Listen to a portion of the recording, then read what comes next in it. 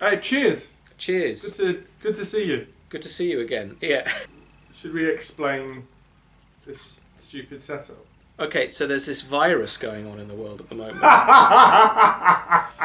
So we're stuck. We're stuck inside. We're stuck inside in different places, and we watched a film online, Antrum, the horror mockumentary found footage thing.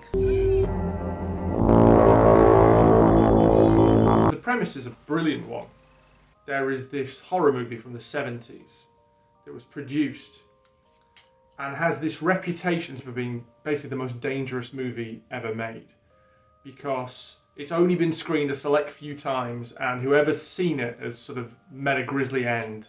It was screened at a sort of festival and the cinema set on fire.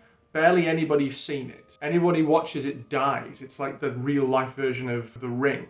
And this movie says, well, we've finally got it. We finally got a print of this 70s movie that kills everyone who sees it. And you're finally going to get to see it here. And there's an introduction at the start which sort of explains the history of the movie, and they say, we finally got it. And it comes with a warning, literal warning, that this will harm your health. You will die if you try and watch it. Which, as a setup, like to sell me into a movie, yes, you've got me. This sounds brilliant. The movie that will literally kill you if you've got the balls to watch it. And great premise. Dreadful movie. It's more dangerous now. No, it's not. Okay, I promise.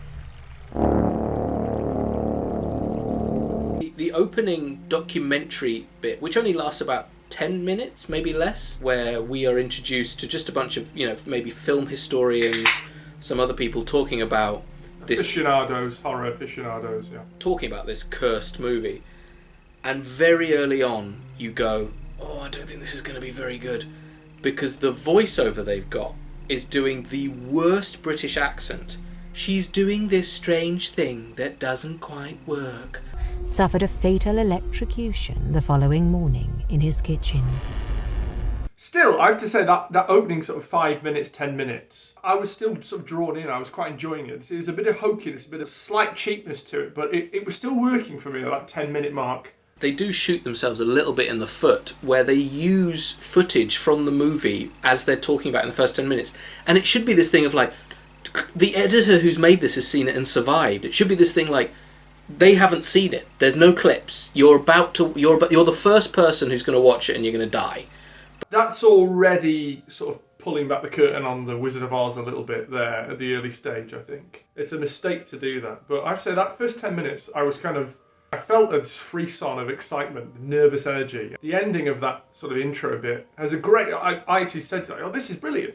It's got like a warning, like a health warning, like you get a packet of cigarettes or something. Stop watching now unless you want to die. It's like if you go, you've been to a theme park, like a ghost train or a themed roller coaster, like with a spooky queue, and they'll have like warnings in the queue, like this is the last chance to exit the queue now. If you're of a nervous disposition, get out now if you're scared. It was great, and it literally counts down from 30 seconds, doesn't it? Like 29, 28.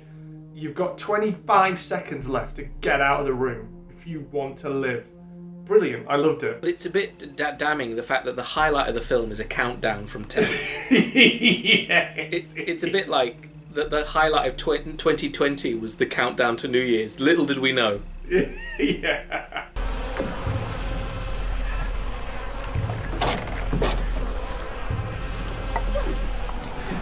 So the movie starts proper. We've got a brother and sister who are digging a hole to hell. You've seen Kevin Bacon digging to China, and now you've seen a brother and sister digging to hell. And it's that didn't like, did it? You've clearly not seen Digging to China. I've not seen Digging to China. My mom is afraid of me being alone when she dies.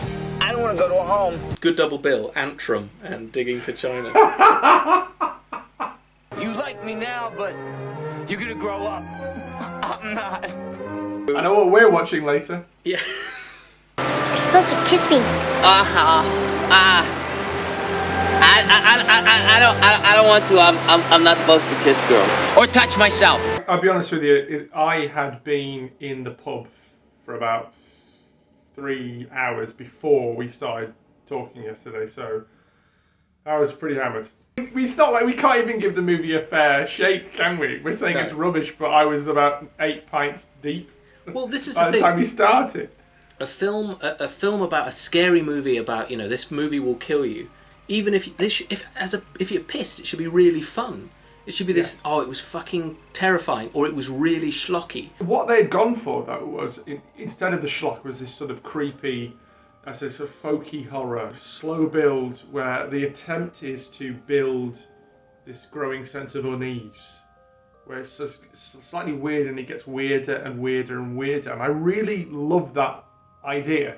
You can see exactly what they were trying to do, and if it were a real movie as well, not just the movie within a movie. Like, that's my favourite kind of horror. The horror that just gets weirder and weirder and tries to unsettle you rather than...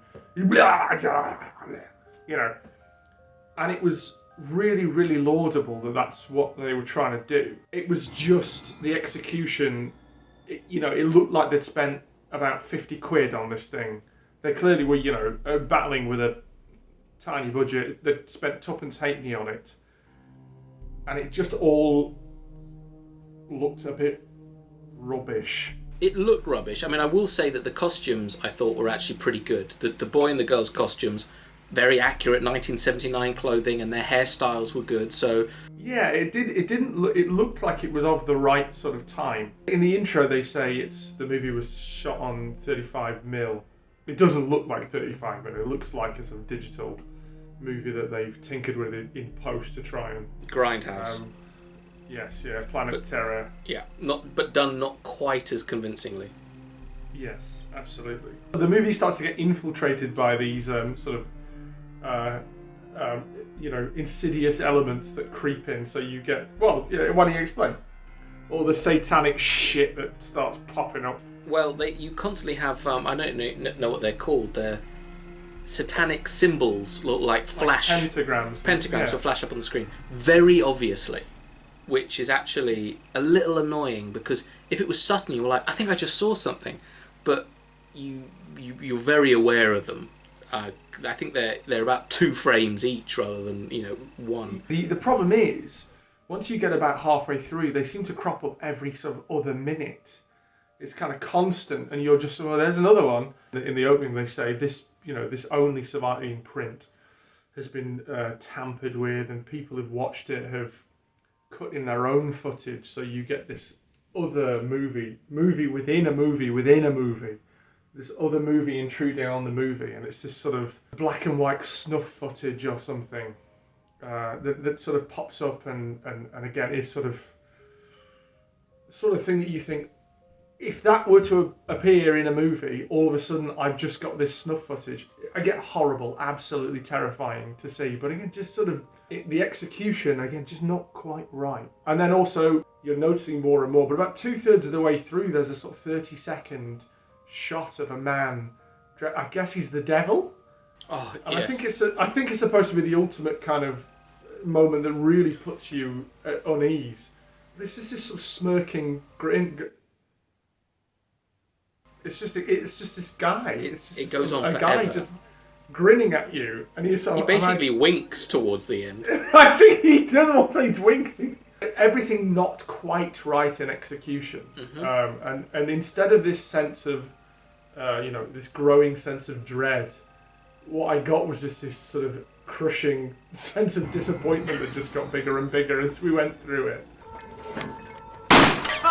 In the 70s, you've got some great horror films like Don't Look Now and The Wicker Man, where there's this horrible sense of dread that goes through it. But you've also got schlock and incredibly violent, nasty cinema that's coming up, and this fails to do either. I think the problem is that they build this up so much. It's so sort of groundbreakingly terrifying that you will drop dead. I think they set themselves up for failure a little bit, because when you actually get it, it's never quite as good as you hope. I don't know if you can. Can you do that? Can you? It'd be the same, say, this is the funniest movie ever made. People laugh to death, and then you start it and it's boring.